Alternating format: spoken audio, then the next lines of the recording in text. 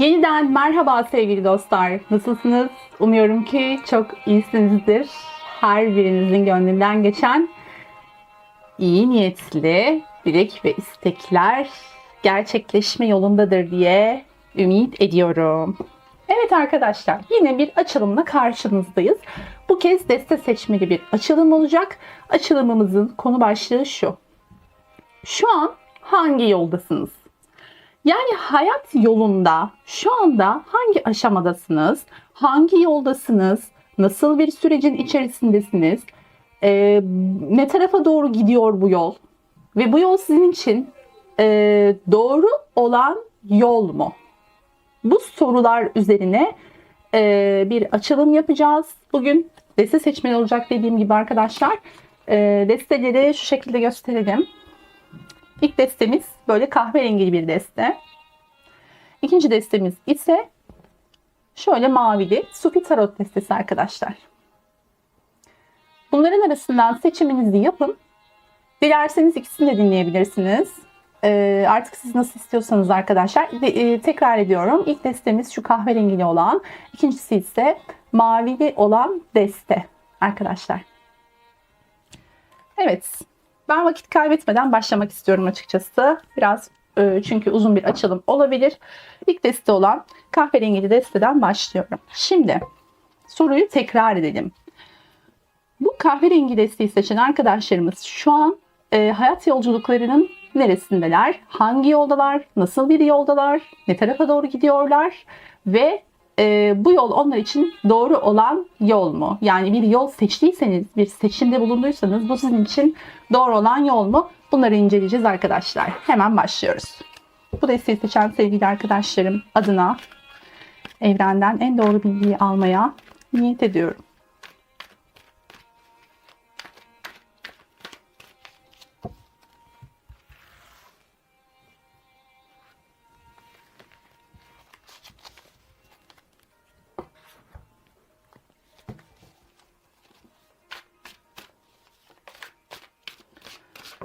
Evet, kartlarımız kendilerini attılar. Alalım bakalım.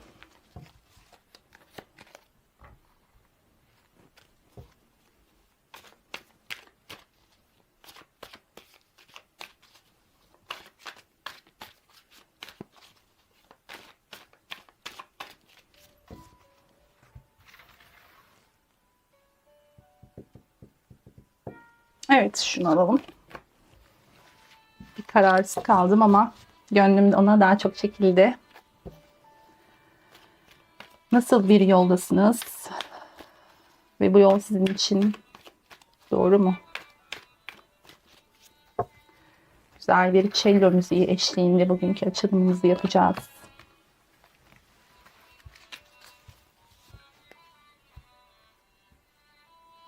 Mikrofonumuzu açtık değil mi? Evet.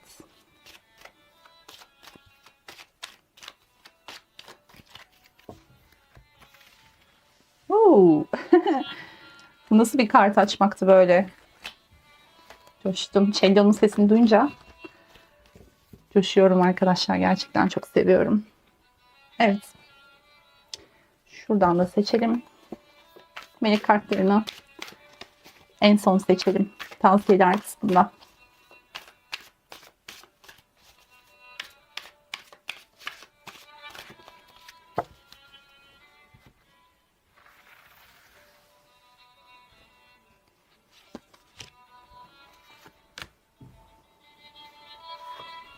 Gerekirse ekstra kart her zamanki gibi seçeceğiz. Evet arkadaşlar başlıyoruz. Bakalım bu desteği seçen arkadaşlarımız nasıl bir yoldalarmış.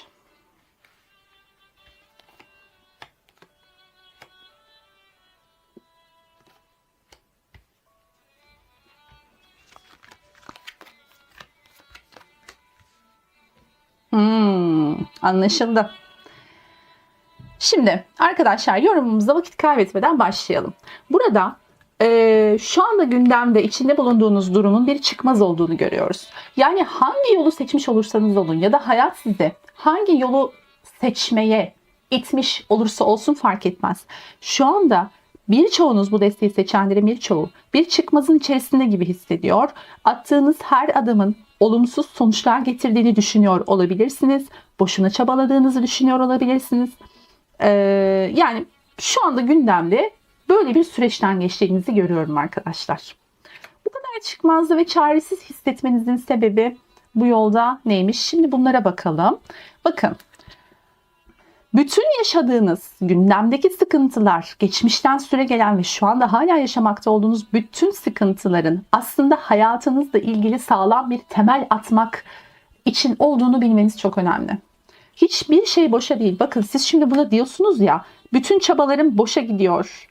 Attığım adımlardan hep olumsuz sonuçlar alıyorum. Hayır. İşte o bütün çabalarınızı aslında kendinize daha sağlam temellerin olduğu bir hayat kurmak içinmiş arkadaşlar. Hiçbir şeyin boşa gitmediğini bilmeniz burada gerçekten çok kıymetli. Çünkü bu kart bana diyor ki bugüne kadar yaptıkların işte hep o önündeki yeni hayatın temellerinin taşlarıydı. Yani sağlam temeller döşedin. Bunun için yaşadın. Asla boşa değildi. Harika. Çok güzel. Peki. Devam edelim bakalım. Şimdi burada bakın. Ne diyor? Sağlıklı romantizmin doğasını anlamak kendinize güvenmeniz için ilham verir. Şimdi romantik ilişkilerinizde sağlıklı süreçler yaşamamış olabilirsiniz ya da yaşamıyor olabilirsiniz. Bunu bir türlü başaramadım. Herkes çok sağlıklı ve mutlu ilişkiler yaşarken ben hep sıkıntı çektim. Özellikle romantik ilişkilerimde sıkıntı çektim diyorsanız kendinize bu konuda güveninizi kaybetmiş olabilirsiniz ya da kendinize olan güveninizi kaybetmenize neden olan bir takım olaylar yaşamış olabilirsiniz. İşte bunlar arkadaşlar bu seçtiğiniz yolda, bu yol her şey olabilir. Bir ilişki olabilir, bir iş olabilir, bir seçim olabilir, herhangi bir konudaki bir seçim. Bu seçimi siz kendi iradenizle de yapmış olabilirsiniz ya da iradeniz dışında bir yola itilmiş olabilirsiniz. Hayat tarafından diyelim. Her iki durumda da aslında sizin, bakın burada bir acemilikten, bir çıraklık döneminden, bir bilgelik dönemine geçmenize hizmet eden bir seçimmiş bu. Burada zaten bilge danışman kartını görüyorum. Dünya kartını, bakın toprak üçlüsü, dünya ve bilge danışman kartını görüyorum. Bu kartlar bana zaten alt sıradaki kartlar direkt olarak şunu söylüyor. Öyle bir aşamaya doğru evriliyorsun ki seçtiğin bu yolda geleceğin o bilgelik noktasına sen bile inanamayacaksın. Bu bilgelik her şeyi çok bilmek anlamında değil. Bu bilgelik kendini bilmek anlamında. Zaten kendini bilen her şeyi bilir arkadaşlar. Yani kendini bilmek, kendini tanımak, kendini bilmekten kasıt gücünün farkına varmak, enerjiyi çok iyi yönetebilmek gibi durumlardan bahsediyorum. Bu bilgelik seviyesine aslında ulaşabilmek için. Çünkü ne diyor? Sağlıksız romantik ilişkiler yaşamışsın, evet, ya da insan ilişkilerinde, normal ilişkilerinde çok sağlıklı ilişkiler kuramamışsın olabilirsin. İşte bu seçtiğin yol ya da girdiğin bu yol, şu an içinde bulunduğun yol bir aslında okul gibi düşün. Seni o çıraklıktan mühendisliğe, bakın. Çıraklık ve mühendislikle ilgili iki arketip kartı ki bunlar kendi attı arkadaşlar. İşte burada yaratıcı enerjiye pratik bir ifade verme yetisi diyor. O içindeki yaratıcı enerjiyi kullanabilmen için şu anda bulunduğun yoldaki bütün zorluklar buna hizmet ediyor. Zaten buradaki sağlam yapı taşları da buradan geliyor. Bundan sonra sizin sırtınız kolay kolay yere gelmez arkadaşlar. Bunu belirteyim çünkü öyle bir elektrik alıyorum buradan. Ortak ikilemlerin çözümlerini tasarlama yeteneği. Yani tıpkı bir mühendis gibi hayatınızı, bakın zaten yapı taşlarınızı farkında olarak ya da olmayarak bu zamana kadar dokunmuşsunuz. Hayatınızın sağlam temellerini dokunmuşsunuz.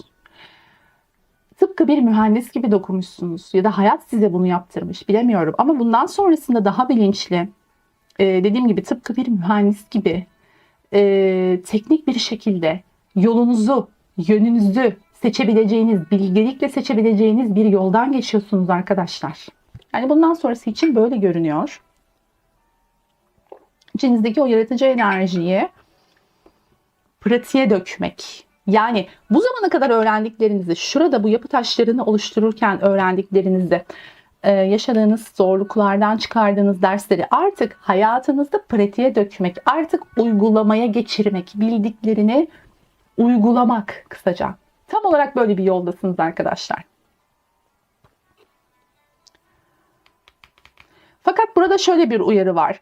Üzerinde bulunduğunuz bu yol, dikkat edin. Evet, çok güzel çözümlemelerle sorunlara, problemlere çözümler getireceksiniz. Bir mühendis edasıyla hayatınızı yeniden oluşturacaksınız. Şöyle düşünün, bir bina inşa ediyorsunuz. Kendi hayatınız bu bina sizin. Yeni hayatınız, yeni bir bina inşa edeceksiniz. Temellerini çok sağlam atmışsınız. Evet, ve tıpkı bir inşaat mühendisi gibi ya da bir mimar gibi artık bundan sonrasını teknikle yapmak, yani rastgele değil, teknikle hayatını kurmak, örmek gibi düşünün. Fakat burada dikkat etmeniz gereken uyarı şu: diyor ki bunu yaparken çok fazla mantıksal, yani duygularından kopup mantıksal süreçlere girmemelisin. Yine duyguların ve sezgilerinle hareket etmelisin. Çünkü burada böyle bir tehlike var arkadaşlar. Çok fazla tekniğe, mantığa girmeden sezgilerinizle bu üzerinde bulunduğunuz yolda biraz da akışa teslim olarak devam. Çünkü çok güzel bir yoldasınız. Sizi çıraklıktan aslında ustalığa götüren bir yoldasınız. Dediğim gibi az sonra bunları da yorumlayacağım. Zaten arketip kartları bize bu şekilde bir yanıt verdi ve daha iyimser olmaya doğru. Şu an her ne kadar karanlık günler geçirseniz de ya da karanlık hissetseniz de bu yol sizi daha iyimser bir yere doğru götürüyor arkadaşlar. Yani tıpkı bir öğrenci gibisiniz şu anda. Ve bakın, şimdi bu yolda size rehberlik eden birileri olabilir.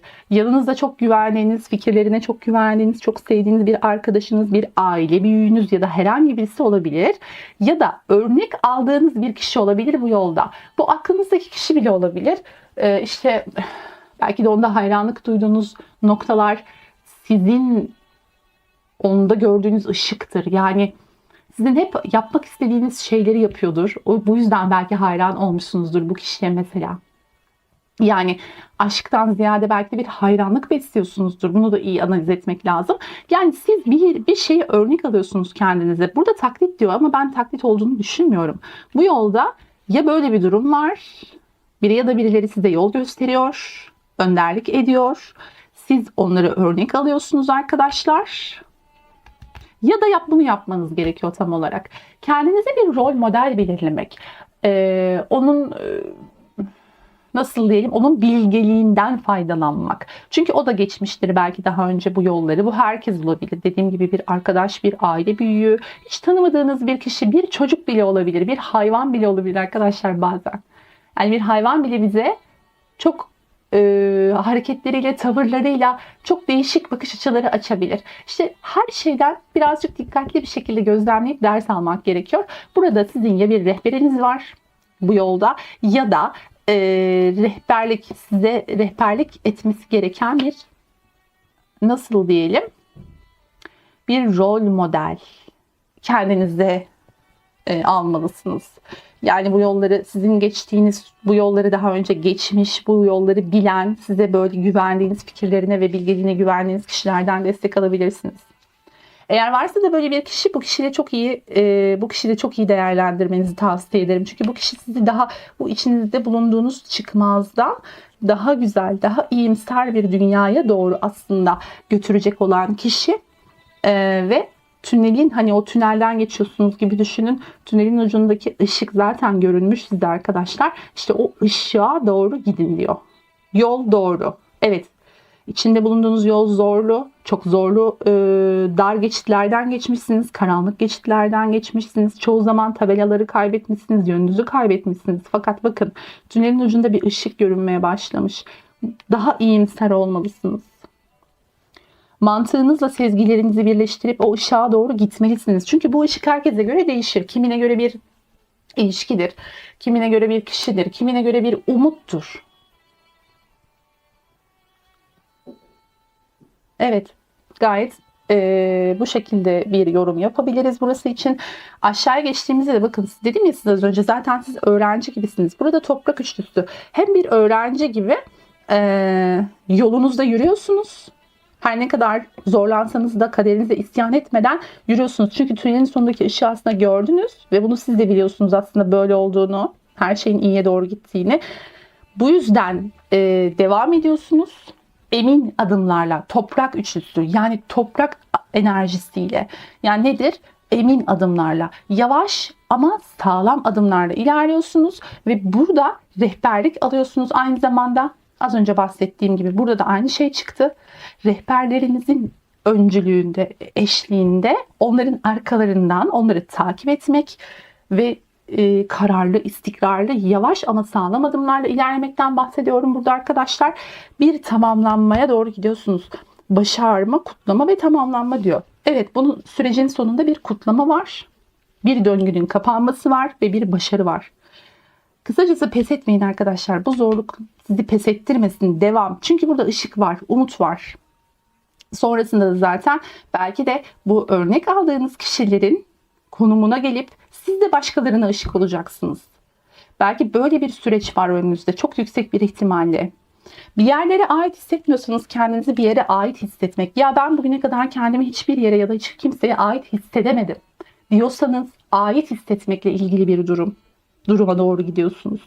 Öğrenmek, daha geleneksel, daha toplum yapısına uygun şekilde yaşamak. Ya bu şey demek değil, yani toplumun kurallarına göre yaşamaktan bahsetmiyoruz. Çok ince bir çizgi var arada.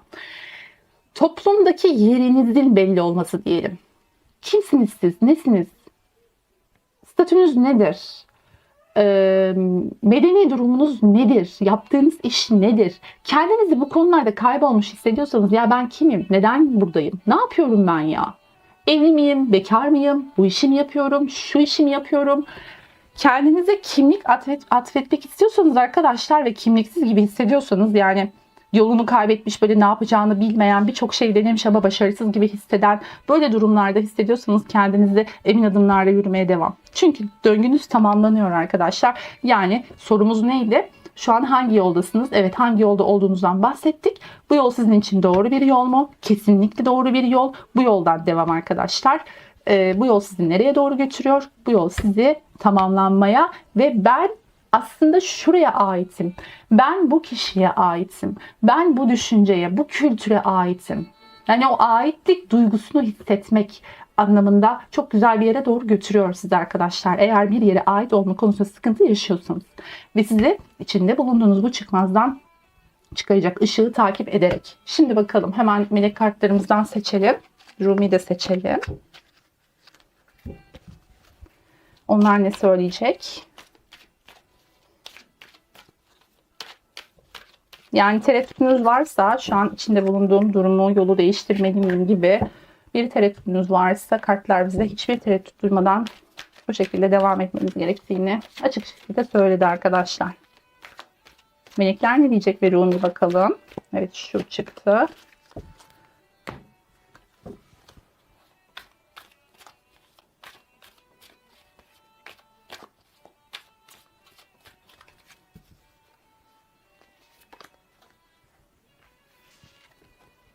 Tanrıça. Sihirli ön sezini kucaklayarak ve niteliklerini besleyerek ilahi dişil enerjini ifade et. Bu yolda yürürken dişil enerjini, şimdi bayan olsun erkek olsun fark etmez. Demek ki burada bir dişil enerjinin düşmesi durumu var. Dişil enerjinin farkında olarak bu yolda devam et diyor. Ön sezilerini kucaklayarak. Aslında bu ne demek istiyor? Yani dişil enerji derken çok dişil olmaktan bahsetmiyor. Burada sezgilerini kullanmak. Yani dişil enerji nedir? Sezgilerini kullanabilen demektir. Az önce bahsettim ya, çok fazla mantığa girmeden sezgilerini de harmanlayarak mantığını aslında devam etmelisin. İşte burada tam olarak bundan bahsediyor. Sen bir tanrıçasın. Erkek izleyicilerimiz lütfen kendine göre alsınlar. Yani sihirli ön sezilerin var senin. Bunları kucaklayarak ve besleyerek devam et yolunda. Sezgileri bırakmıyoruz arkadaşlar. Hep onları takip ediyoruz. Çünkü belki de buradaki rehber sizin sezgileriniz. Az önce bahsettik ya, hani birini örnek alıyor olabilirsiniz. Bir rehber var önünüzde size yol gösteren. Belki de bu sezgileriniz arkadaşlar. Lütfen bu sezgilerinizin değerini bilelim ve sessiz ol. Bazen susmak en iyi cevaptır. Zihnini susturduğunda meleklerin sevgisini duyabilirsin. Yine aslında aynı şeye atıf yapıyor burada. Diyor ki yani zihnini sustur. Ama burada tamamen de susturmak olmaz arkadaşlar. Çünkü biraz zihin yolun bazı aşamalarında zihninizi de kullanmanız gerekebilir. Ama demek ki bu desteği seçen arkadaşlarım bu yolda çok zihin kullanıyorlar. Bu yüzden biraz bu kartlar çıktı. Biraz daha sezgileri dengelemek, yani zihin ve sezgileri dengelemek yolunda ilerlemeniz gerektiğini söylüyor bana bu iki melek kartı açıkçası. Evet. Kılıçların altılısı da. Ey ruh, ait olduğun diyar ötededir. Nehrin diğer kıyısına geç. Ey ruh, ait olduğun diyar ötededir. Nehrin diğer kıyısına geç. Tünelin sonundaki ışık, nehrin diğer kıyısına geç. Yolda durma. Umudunu kaybedip pes etme. Yorulsan bile ufak adımlarla da olsa devam et. Bak, nehrin diğer kıyısına geç. Bu yol çünkü seni ait olduğun diyar ötededir diyor. Burada ne demiştim ben size? Ait olmaktan bahsetmiştim, bakın. Değil mi? Üzerinde de yazıyor zaten kartın. Ait olmak diyor. Az önce dedim ya, bir yere ait hissetmek. Bence bu desteği seçen arkadaşlarımın çoğunluğu kendilerini bir yere ait hissetmekle ilgili bir sıkıntı yaşıyor olabilirler. İşte kendini ait hissettiğin yer yolun sonunda diyor. Devam et. Nereye ait olduğunu bu yolun sonunda bulacaksın diyor. Rumi son noktayı koydu arkadaşlar böylece. Evet. Çok anlamlı mesajlar olduğunu düşünüyorum. Kıymetli mesajlar olduğunu düşünüyorum. Umarım sizler için de yol gösterici olmuştur. Hepiniz de yolunuzda güç diliyorum arkadaşlar. Umarım bu yollar sizi hayatınızda dilediğiniz en güzel yerlere ve ait olduğunuz yere götürür. Gerçekten ait olduğunuz yere götürür. Hepinizi çok seviyorum. Kendinize çok iyi bakın. Hoşça kalın. Hemen bir sonraki desteğe geçiyoruz. Evet, ikinci desteği seçen sevgili dostlarla devam ediyoruz. Bakalım bu desteği seçen sevgili arkadaşlarımızın yolu nasıl bir yol? Nereye doğru gidiyor? Ve bu yol acaba onlar için doğru olan yol mu? Bu desteği seçen sevgili dostlarımız için evrenden akan en net mesajları almaya niyet ediyorum. Lütfen sizler de benimle birlikte niyet alınız arkadaşlar. Evet.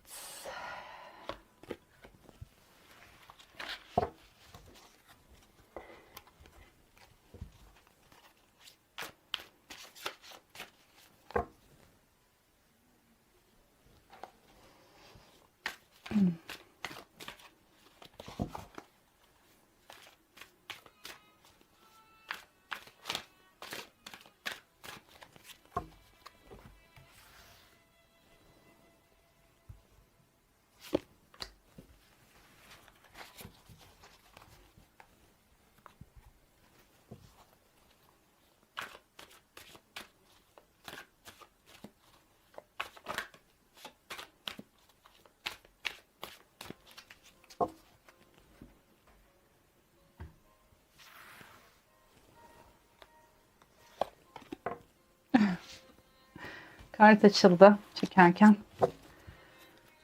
Bir şey yok.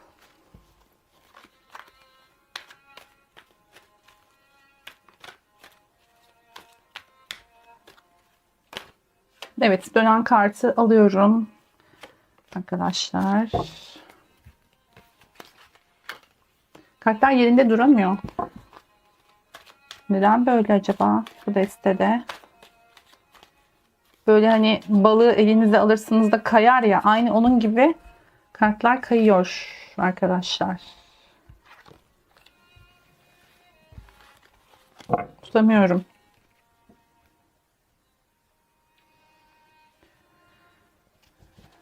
Evet, şuradan da seçelim bakalım.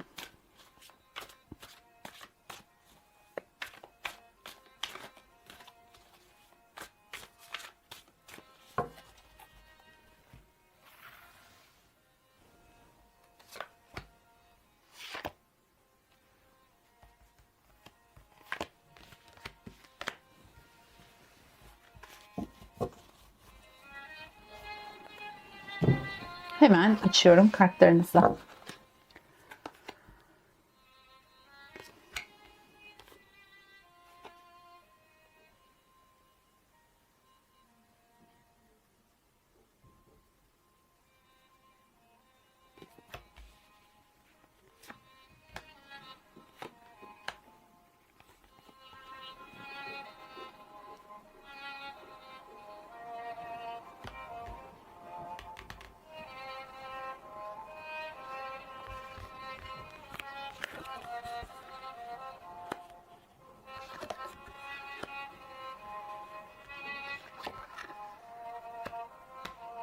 Evet.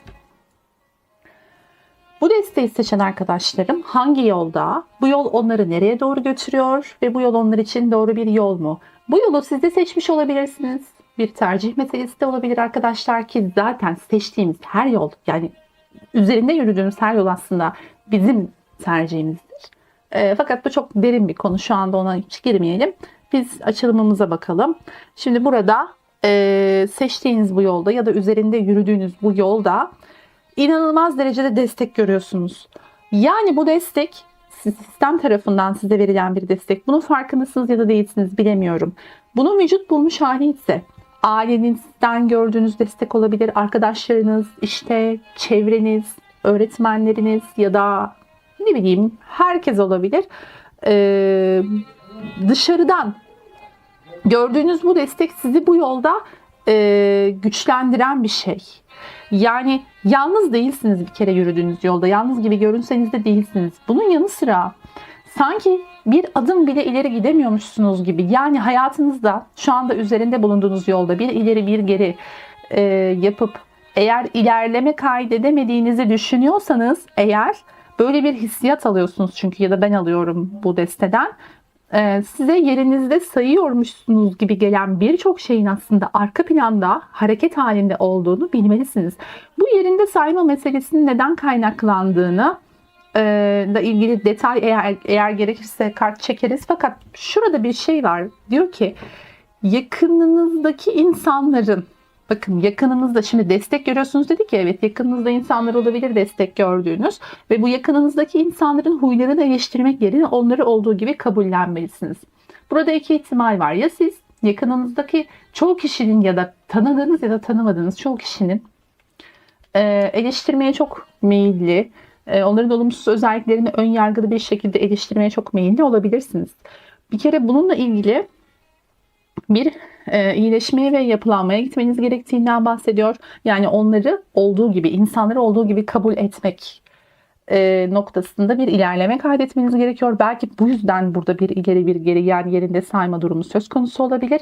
İkincisi de çevrenizdeki aslında size destek olan kişilerin aslında size köstek olduğunu ya da önünüze engeller koyduğunu düşünüyor olabilirsiniz.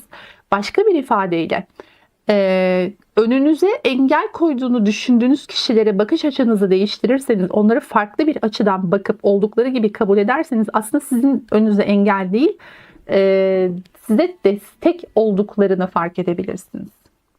Bu daha doğru bir cümle oldu. Çünkü burada sizin bir takım ön yargılarınız var. İnsanlara karşı. Bu insanlar size, örnek veriyorum, aileniz sizin için aslında yapıcı bir şeyden bahsediyordur. Böyle bir şey söylüyordur, size bir fikir veriyordur. Ama bu sizi çok rahatsız ediyordur ya da arkadaşlarınızın size aslında köstek olduğunu düşünüyor olabilirsiniz bu konuda. Ama aslında bir bakış açınızı değiştirin bakalım. Onları bir olduğunuz gibi, oldukları gibi kabul edin eleştirmek yerine. Belki de gerçekten size destek oluyorlardır. Belki de size batan ve rahatsız edici gelen bir takım tavsiyeler ya da sözler sizi bu yerinde sayma durumundan aslında ilerleme durumuna geçirecek olan desteklerdir. Onu anlatmaya çalışıyorum burada. Şimdi üzerinde bulunduğunuz yolda ilerleme kaydedemediğinizi hissetmeniz çok normal. Bundan bahsettik. Hangi yoldasınız? Bakın, bu desteği seçen arkadaşlarımın bir kısmında yaptığı işte ya da herhangi bir şekilde yüksek bir tanınma isteği olabilir. Ün, şan, şöhret, yaptığı işi duyurmak, başarılarını duyurmak, bunlardan beslenen, bunlardan keyif alan bir kişi olabilir bu desteği seçen arkadaşlarım çoğunluğu. Belki bu konuda bir ilerleme kaydedemediğini düşünüyor olabilir. Belki bu yolda bir takım adımlar atmış olabilir. Yeteneklerini tanıtmak, insanlara ya da dünyaya tanıtmakla ilgili bir takım adımlar atmış olabilir ya da bunu çok istiyor olabilir. Fakat bu konuda bir ilerleme kaydedemiyor olabilir. Eğer böyle bir durum söz konusuysa da size destek verecek kişilerle aslında işbirliği yapmanızı ve kimden destek gelip kimden gelmediğini çok iyi ayırt etmeniz gerektiğini söylüyor burada arkadaşlar kartlar. Farklı bilinç seviyelerinde dolaşma becerisi sizin aslında spiritüel olarak, ruhsal olarak farklı bilinç seviyelerinde dolaşma gibi bir beceriniz var. Fakat bunun farkında mısınız, değil misiniz? Bunu bilemiyorum arkadaşlar. Yani siz spiritüel anlamda gelişmeye çok açık, bunu yapabilecek tarzda bir insan olduğunuzdan bahsediyor burada bu destenin enerjisinde. Her şeydeki potansiyeli görme yetisi. Bu yeti sizde var. Fakat bu yetinin farkında değilseniz, içinde bulunduğunuz bu yol, üzerinde şu anda yürüdüğünüz bu yol, amaç her neyse, işte size bunu fark ettirmek için. Dedim ya, aslında bir yeteneğiniz var sanki. Duyurmak istediğiniz, tanıtmak istediğiniz bir şeyler var içinizde ve çok uzun zamandır var bu. Belki uyuyordu, uyandı, belki çok uzun zamandır uyanıktı ve bu artık bu istek sizi rahatsız etmeye başladı. Çünkü potansiyel açığa çıkmak, doğmak istiyor. Ama işte korkulardan dolayı bir takım ya da ön yargılardan dolayı doğamıyor. Doğamayınca ne oluyor? O doğum sancısı sizde bir, yani doğum sancısı gibi düşünün bunu. Sizde bir sıkıntı yaratıyor. İşte bu potansiyeli daha yüksek bir bilince geçme potansiyelindeyken ve bunu yapamıyorken, aynı zamanda amacınızı gerçekleştiremiyorken burada bu sıkıntıları yaşamanız çok normal. Her şeydeki potansiyeli görebiliyorsunuz. Siz kendi potansiyelinizde farkındasınız. Belki bir şifacı özelliğiniz var. Birçok kişinin göremediği, hissedemediği şeyleri görüp hissediyor olabilirsiniz. Falan filan. Yani bunu kendinize göre alın lütfen. İşte bu özelliğin aslında açığa çıkması için şu anda yürüdüğünüz yoldasınız. Gölge nitelik ise o andaki kişisel gündeminize hizmet eden herhangi bir imgeyi yansıtmak. Yani bakın, şimdi burada aslında yaratıcı bir gücünüz var. Yani doğru şekilde kullanıldığı zaman aslında bu hepimizde var. Yani şimdi sadece bu desteği seçen arkadaşlarla sınırlandıramayız. Bu hepimizde var. Fakat sizin bunu kullanma yetiniz çok çok daha yüksek gibi görünüyor arkadaşlar. Yani bu potansiyeli görme yetiniz, enerji yönetme yetiniz, farklı bilinçlerde dolaşma ve potansiyelleri fark etme yetiniz çok çok daha fazla gibi görünüyor. Ve belki de size destek olan en büyük konu bu. Yani en büyük destekçiniz bu gibi görünüyor. Diğer taraftan ise arkadaşlar, burada aslında içinde bulunduğunuz durumda, hayat yolunuzda aslında çok da fazla şikayetçi olmadığınızı görüyoruz. Yani çok kötü bir durumda değilsiniz. Çok şükür maddi manevi olarak şükredebilecek bir durumda çoğu kişi burada. Yani şimdi burada aslında sizi sıkıntıya sokan şey şu an içinde bulunduğunuz yol ya da durum değil. Hayatınızda birçok şey yerinde sayıyor gibi görünse de şükretmenizi gerektirecek bir sürü şeye sahipsiniz. Evet, fakat içinizdeki o uyanmayı bekleyen o potansiyel var ya, hani o ışık, yani sizi rahatsız eden şey bu. Nasıl diyelim? Daha iyi olabilir. Evet, çok şükür her şey yerinde. Bir şikayetim yok aslında. Mutlu sayılırım. Maddi manevi olarak şükrediyorum halime. Bugünlerimizi de şükür şeklinde yaşıyor olabilirsiniz çoğunuz. Fakat işte o içinizdeki potansiyel sizi rahatsız ediyor. Açığa çıkmayı bekliyor sanki. Böyle bir hissiyatınız varsa bir konuyla ilgili, gerçekleştirmek istediğiniz herhangi bir şeyle ilgili ama hep ertelediğiniz, hep arka plana attığınız bir konu varsa arkadaşlar, işte sizi rahatsız eden şey bu. Yani o huzursuzluğun nereden kaynaklandığını da bir türlü bulamıyorsanız bir yeteneğinizi açığa çıkarıp ya da yapmak istediğiniz bir şeyi ruhunuza hizmet eden, amacınıza, hayata geliş amacınıza hizmet eden bir şeyler sıkışmış görünüyor içinizde. İşte bunları açığa çıkarmalısınız gibi görünüyor. Bu şeyler aynı zamanda belki de az önce bahsettiğim gibi spiritüel konular olabilir, ruhani konular olabilir. Bu konulardaki bir yetenek olabilir ya da farkındalık olabilir. Böyle de diyebiliriz arkadaşlar. Şimdi böyle bir yoldayken bu yol sizi nereye doğru götürüyor? Yani ne olur bundan sonrasında nereye doğru gider bu yol diyorsanız, şuraya kart çekeceğim arkadaşlar. Çünkü burada bir kupa sekizlisi görüyorum. Şimdi buradaki kupa sekizlisini, bu yolun sizi daha iyi bir yere doğru, evet, şükredecek çok şeyiniz var. Evet, iyi bir durumdasınız. Çok kötü bir durumda değilsiniz. Yani diğer destede biraz daha sıkışmışlık, biraz daha belki çaresizlik görünüyordu. Bu destede daha iyi bir durum algılıyorum. Fakat işte daha iyi olabilir. Yani ilerleme kaydetme konusunda biraz daha istekli, biraz daha potansiyelli bir deste görüyorum şu anda. Bu yol içinde bulunduğunuz durumdan sizi daha iyi bir tarafa doğru götürüyor. Fakat ne tarafa doğru götürüyor? Yani daha iyi olduğu kesin. Şu an bulunduğunuz durumdan daha ileri bir durum olduğu kesin. Fakat ne tarafa doğru götürüyor? Nedir yani? Buna bakalım. Birkaç kart seçelim.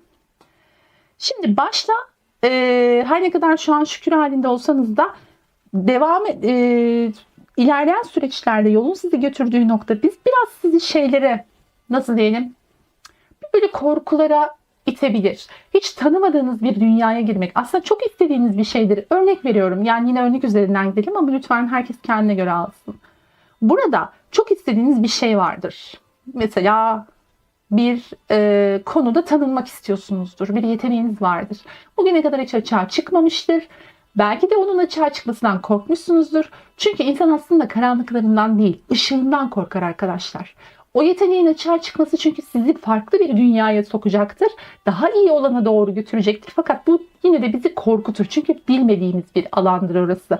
Tam olarak bundan bahsediyor. Bakın, hiç bilmediğiniz daha iyi fakat yabancısı olduğunuz bir alana doğru götürecek yol sizi ve burada bir korku olabilir. Bir belirsizlik, yani yabancılık çekebilirsiniz diyor. Sonrasında ise arkadaşlar bakın, para kralı geliyor.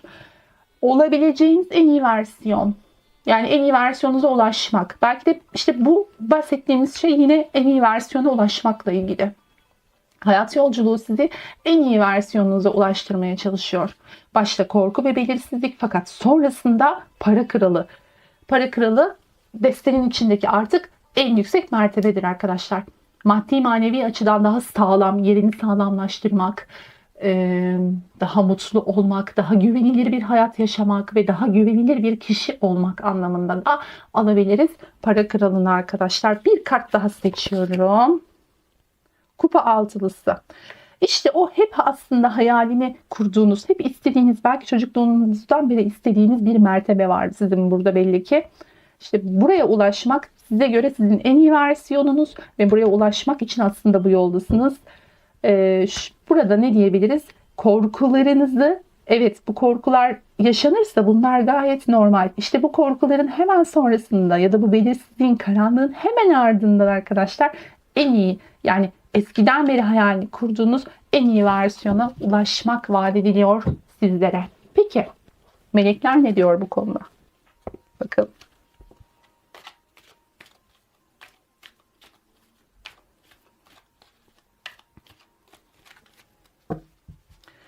Şurayı bir özetleyecek olursak yani burada arkadaşlar yürüdüğünüz yol doğru mu dedik? Evet, doğru yoldasınız. Bu yol şu an her ne kadar sıradan gibi görünse de diyelim, sonrasında çok yakın bir vadede sizi bazı korkulara, hiç yabancısı olduğunuz, daha önce tanımadığınız bir alana getirebilir. Fakat hemen sonrasında çok istediğiniz o en iyi versiyonunuza ulaşmak vaat ediliyor.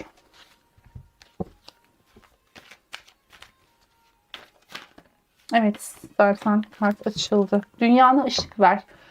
Yani şimdi burada melek kartı dünyana ışık ver dedi. Etrafındaki her şeye ve herkese ışık ver. Bil ki o ışık senin dünyana da yansıyacak. Burada zaten bu ışık, siz kendi ışığınızı bulma yolundasınız. Evet, en iyi versiyonunuz sizin aslında ışığınız. İşte o ışığa ulaştığınız zaman sadece kendinizi aydınlatmakla kalmıyorsunuz. Burada başkalarına da ışık vereceksiniz. Işık olacaksınız. Buradaki bu tanınma meselesi bu olabilir.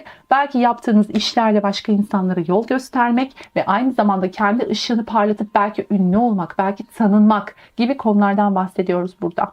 Hem kendinizi hem etrafınızı aydınlatmak, yaptığınız işlerde insanların yoluna da ışık tutmak. Bu kart açılmışken bunu hazır açılmışken anlatayım dedim arkadaşlar.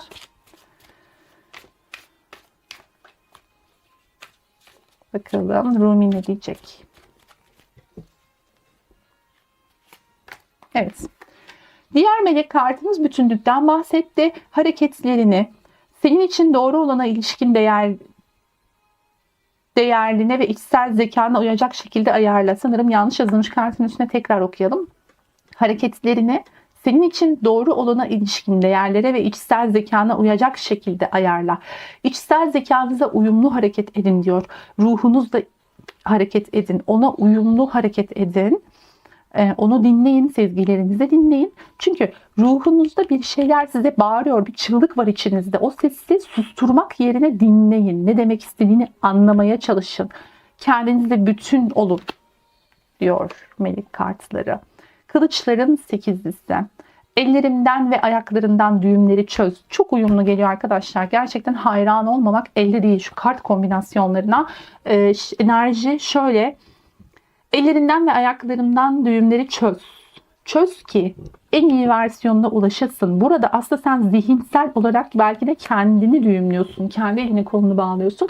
İşte onlardan kurtul ve en iyi versiyonuna ulaşmak için zihin hapishanenden çık diyor özetle Rumi bize arkadaşlar. Evet, bu açılım da böyleydi. Umuyorum ki sizler için faydalı olmuşuzdur. Bir nebze de olsa yolunuza ışık tutabildiysek ne mutlu bize arkadaşlar. Hepinizi çok seviyorum. Kendinize çok iyi bakın. Aşkla kalın. Like and subscribe.